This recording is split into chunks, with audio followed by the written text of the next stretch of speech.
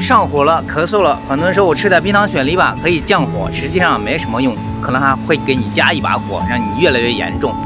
因为吃糖本身它会让你发炎，提高炎症的风险。国外有研究发现，高精氨饮食会提高 C 反应蛋白水平，所以啊，咳嗽了最不应该吃的就是冰糖雪梨。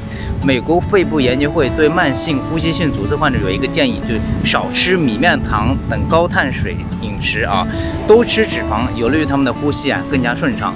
还有研究发现，高血糖的人呢，肺部更容易恶化，更容易咳嗽。而冰糖雪梨呢，基本上全部都是糖，所以还是要少吃点它啊。以后上火了、咳嗽了，千万别吃冰糖雪梨，多吃一点动物脂肪，少吃一点米面糖，或者断食，你很快就好了。不要吃冰糖雪梨了，好不好？